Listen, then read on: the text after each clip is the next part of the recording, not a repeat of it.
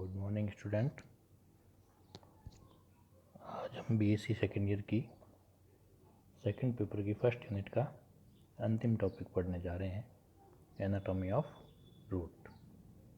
मूल की आंतरिक संरचना जो इस यूनिट का अपना अंतिम टॉपिक है, इसको हम देखेंगे।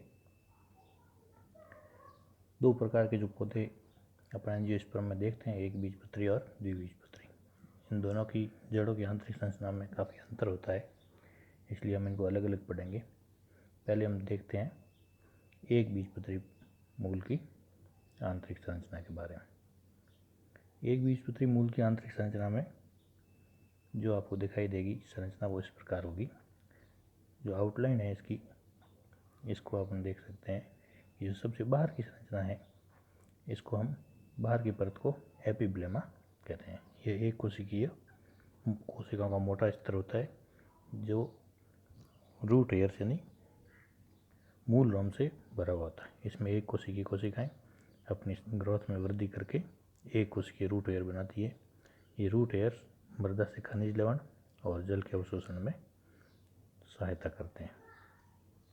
एपिब्लेमा की परत को रोम धारण करने के कारण, मूल रोम धारण करने के कारण रोमधर स्तर या फिलीफेरस लेयर भी कहते हैं। साथ साथ इसका दूसरा नाम राइजोडर्मिस भी है। एपिब्लेमा यानी मूल युक्त त्वचा के बाद का जो स्तर है, यह कॉर्टेक्स कहलाता है। कॉर्टेक्स बहुकोशिकीय बड़ी गोलाकार कोशिकाओं का मोटा आवरण होता है जो अंदर के संवहन फूलों को सुरक्षा प्रदान करता है। कॉर्टेक्स के जो जस्ट अंदर का भाग है, ये एंडोडर्मिस है। एंडोडर्मिस एक कोशिकीय मोटा आवरण होता है जिसमें गोलाकार कोशिकाएं होती है और ये वैस्कुलर बंडल को घेरे हुए रहती है। एंडोडर्मिस में जाइलम की जो प्रोटोजाइलम की जो सीध है, उसकी एकदम फ्रंट की जो एंडोडर्मिस की सेल्स है, इनमें कैस्पेरिन भित्तियाँ या कैस्पेरिन पट्टिकाएँ पाई जाती है और प्रोटोजाइलम के सम्मुख की कोशिकाएँ पैसेज सेल्स या मार्ग कोशिकाएँ कहलाती। ये मार्ग कोशिकाएँ रूट एयर से सीधे जल के वैस्कुलर बंडल तक पहुँचने का मार्ग बनाती है। तो कभी कभी सवाल पूछा जाता है कि कैस्पेरिन पट्टियाँ कौन सी कोशिकाओं की संरचनाओं में होती है। कैस्पेरिन स्थूलन जो होते हैं वो कहाँ होते हैं, तो अपन कहेंगे कि एंडोडर्मिस की कोशिकाओं में कैस्पेरिन भित्तियाँ या पट्टियाँ पाई जाती है। एंडोडर्मिस के जस्ट अंदर का जो भाग है वो पेरिसाइकिल कहलाता है। पेरिसाइकिल की एक परत एंडोडर्मिस की जरा अंदर होती है और उसके आगे का वैस्कुलर बंडल के पार्ट्स अपने को दिखाई देंगे अंदर की तरफ, जिसमें सबसे बाहर की तरफ अपने को प्रोटोजाइलम दिखाई देगा। एक बीजपत्री जड़ों में संवहन फूल अरीय प्रकार के होते हैं, रेडियल टाइप होते हैं। रेडियल से तात्पर्य है कि इसमें जाइलम और फ्लोएम एकांतर क्रम में होते हैं। ये जाइलम है, ये फ्लोएम है, फिर आगे वापस जाइलम, फिर वापस फ्लोएम। तो एकांतर क्रम में होने के कारण इसको, इन संवहन फूलों को अपन रेडियल टाइप का या अरीय प्रकार का संवहन फूल कहते हैं।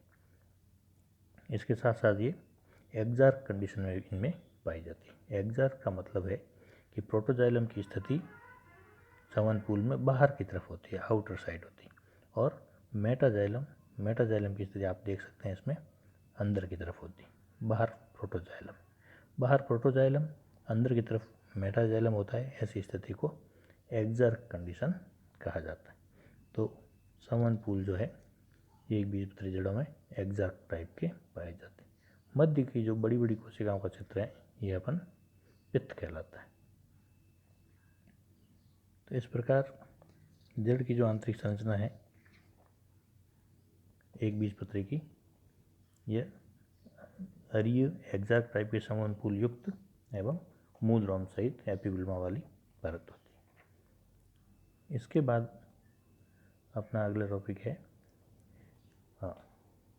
एक बीजपत्री मूल की और खासियत एक देख सकते हैं, ये पॉलीआर्क होती है। पॉलीआर्क से मतलब है इसमें जो संवहन फूल में जाइलम और फ्लोएम की संख्या है वो 8 से अधिक होती है। 8 से अधिक संख्या होने के कारण इनको पॉलीआर्क कहा जाता है। वहीं अपन आगे देखेंगे कि द्विबीजपत्री जड़ों के अंदर ये स्थिति पॉलीआर्क तो होती है, लेकिन इनकी संख्या 2 से 8 के बीच में ही होती है, इससे अधिक नहीं होती। तो ये भी अपन याद रखेंगे कि एक बीजपत्री जड़ों में संवहन फूलों में पॉलीआर्क कंडीशन है, उसमें जाइलम और फ्लोएम एकांतर क्रम की जो श्रृंखला है वो 8 से अधिक पाई जाती है। इसके साथ ही अपन और देखते हैं कि पेरीसाइकिल जो है लेटरल रूट ओरिजिन करती है। लेटरल रूट जो है पेरीसाइकिल की सेल्स के आउटग्रोथ से या विभज्योत के होने की वजह से होती है। पेरीसाइकिल एंडोडर्मिस से अंदर का भाग है, इसलिए पेरीसाइकिल से जो लेटरल रूट से पार्श्व मूल्य उत्पन्न होती है, इस प्रकार की उत्पत्ति को हम एंडोजिनस ओरिजिन अंतर्जात उत्पत्ति कहते हैं। तो सवाल कभी बार यह भी पूछा जाता है कभी कभी कि जड़ों के अंदर पार्श्व मूलों की उत्पत्ति किस प्रकार होती है, तो हमारा उत्तर होगा एंडोजिनस ओरिजिन, यानी जड़ों में पार्श्व मूलों की उत्पत्ति एंडोजिनस होती है। आगे का जो टॉपिक है इसमें हम देखेंगे द्विबीजपत्री मूल की आंतरिक संरचना। द्विबीजपत्री मूल में सबसे बाहर की परत एक बीजपत्री की तरह ही एपिब्लेमा कहलाती है, और ये एपिब्लेमा रूट वेयर्स के साथ होती है। एपिब्लेमा के जस्ट नीचे की जो 2 या 3 परतीय कोशिकाएं हैं, इसको हम एक्सोडर्मिस भी कहते हैं। तो कई बार प्रश्न पूछा जाता है कि एक्सोडर्मिस क्या है, तो द्विबीजपत्री मूल की सबसे बाहरी परत एपिब्लेमा के नीचे की जो परत है 2 या 3 कोशिकीय, इस परत को हम बाह्य मूल त्वचा अथवा एक्सोडर्मिस कहते हैं। एक्सोडर्मिस के जस्ट नीचे का भाग कॉर्टेक्स कहलाता है। कॉर्टेक्स के बहुकोशिकीय और बहुपरतीय एक मोटा आवरण है जो जड़ के संवहन पूलों को सुरक्षा प्रदान करता है। कॉर्टेक्स के अंदर का भाग एंडोडर्मिस है जो संवहन पूल के सबसे बाहर का भाग बनाता है। एंडोडर्मिस में वही कैस्पेरिन पट्टियाँ और पैसेज सेल्स, जो पैसेज कोशिकाएं हैं वो जाइलम के एकदम विपरीत होती हैं। जहाँ प्रोटोजाइलम की स्थिति होगी, इसके सामने एंडोडर्मिस की कोशिकाएं पैसेज सेल्स वाली होती है। एंडोडर्मिस में इसमें भी एक बीजपत्री की तरह ही कैस्पेरिन पट्टियाँ पाई जाती है। संवहन फूलों के अंदर की जो स्थिति देखते हैं अपन पेरीसाइकिल के अंदर, वहाँ पर द्विबीजपत्रियों में भी संवहन फूल अरीय प्रकार के होते हैं, लेकिन यहाँ पर जाइलम और फ्लोएम की जो संख्या है वो 2 से 8 तक ही होती है, इससे अधिक नहीं होती। पॉलीआर्क कंडीशन होती है, रेडियल होते हैं। यहाँ भी स्थिति एक्जार्क वाली होती है, यानी प्रोटोजाइलम की स्थिति बाहर की तरफ और मेटाजाइलम की स्थिति अंदर की तरफ होती है। तो प्रोटोजाइलम बाहर स्थित है, इसलिए ये संवहन फूल एक्जार्क टाइप के कहे जाएंगे। सबसे मध्य में पित्त होता है। पित्त में ये मोनोकोट और डाइकोट में एक अंतर होता है कि मोनोकोट में पित्त बड़ा एवं विकसित होता है, जबकि डाइकोट रूट्स में पित्त है जो छोटा होता है, साइज में कम कोशिकाएं होती हैं। आपको कई बार सवाल ये भी पूछा जाएगा कि मोनोकोट रूट और डाइकोट रूट में अंतर क्या है, तो अभी इन दोनों को आप कंपेरेटिवली देखेंगे और इनमें अंतर जो है वो अपनी नोटबुक में लिखेंगे।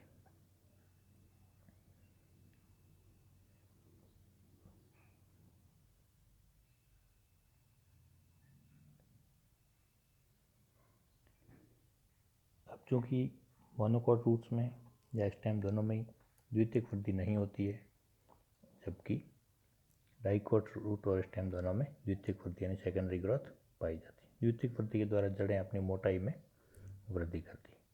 तो यहाँ हम देखेंगे कि द्विबीजपत्री जड़ों के अंदर द्वितीयक वृद्धि या सेकेंडरी ग्रोथ कैसे होती है। द्विबीजपत्री जड़ों में अंदर की तरफ 2 प्रकार की कैम्बियम विकसित होती है। एक हम कॉर्क कैम्बियम कहते हैं और दूसरी को वेस्कुलर कैम्बियम कहते हैं। कॉर्क कैम्बियम और वेस्कुलर कैम्बियम की स्थिति इस चित्र में अपन देख सकते हैं। कॉर्क कैम्बियम जिसको कागैदा कहते हैं, यह बाहर की तरफ कॉर्टेक्स के जस्ट बाहर की तरफ डेवलप होती है। कॉर्टेक्स के बाहर की कोशिकाएं विभज्योत की होकर कॉर्क कैम्बियम बनाती है।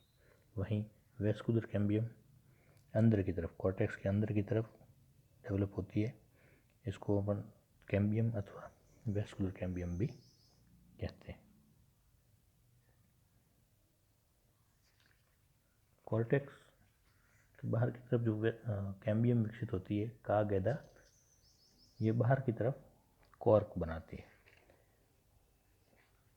और अंदर की तरफ विभाजन करके सेकेंडरी कॉर्टेक्स का निर्माण करती है।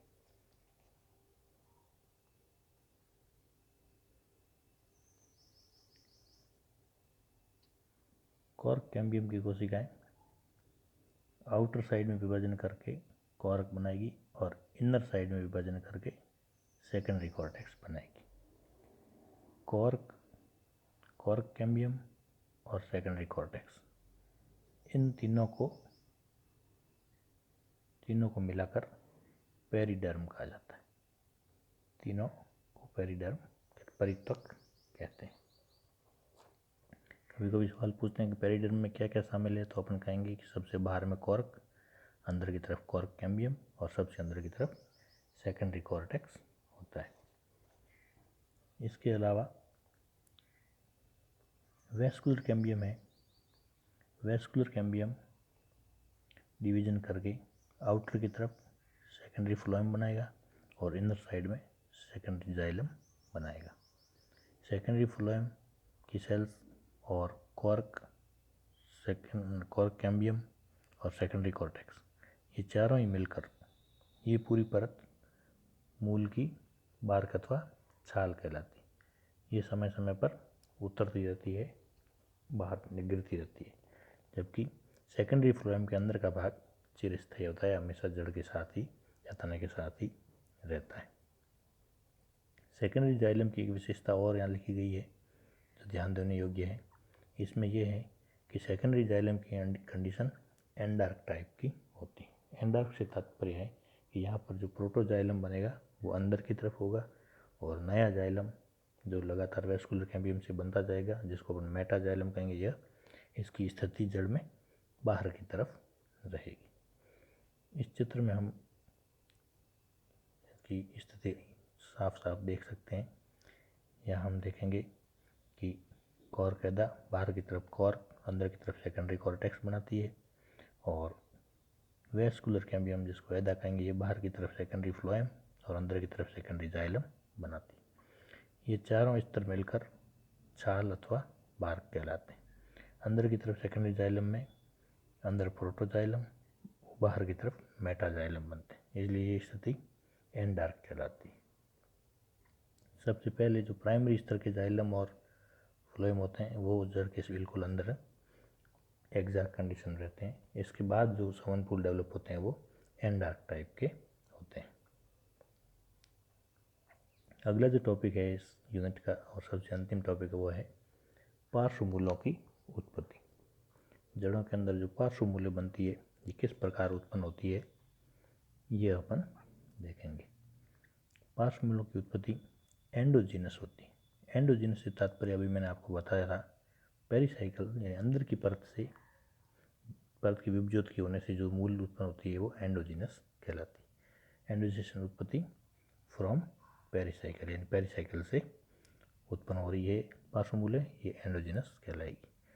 यहीं अपन देखते हैं कि टेरिडोफाइट्स के अंदर यही पार्श्व मूल्य पेरिसाइकिल की बजाय एंडोडर्मिस से उत्पन्न होती है।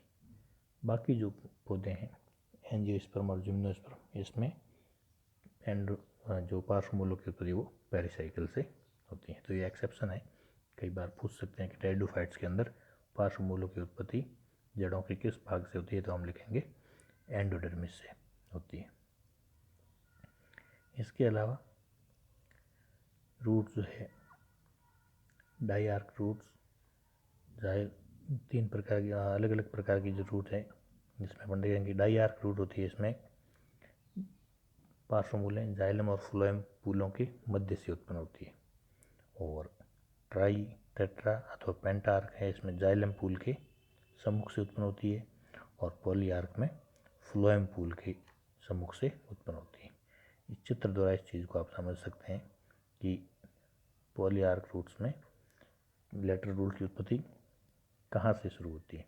देखिए सबसे पहले डाइआर्क कंडीशन इसमें है, यहाँ पर जाइलम और फ्लोएम की संख्या 2-2 है और ये प्रकार का समान पूल है 1 और 2, तो यहाँ पर फ्लोएम और जाइलम इनके बीच से लेटरल रूट्स की उत्पत्ति, मध्य से लेटरल रूट की उत्पत्ति हो रही है।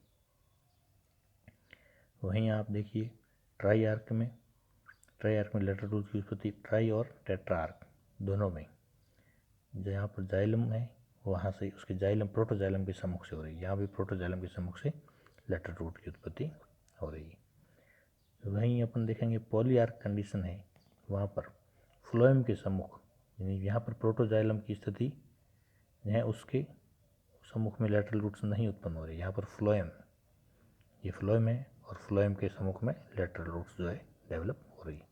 तो लेटरल रूट के डेवलप होने का जो स्थान है वो डाई आर्क में और पॉली आर्क में, वहीं ट्राई और टेट्रा आर्क में अलग अलग टाइप का है। लेटरल रूट्स पेरिसाइकिल की सेल्स के मेरिस्टेमेटिक या विभज्योत के होने के कारण उत्पन्न होती है और ये जड़ों की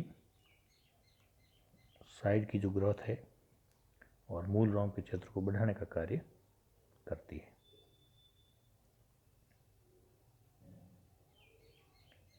इस प्रकार हमारी ये जो तीसरी यूनिट है,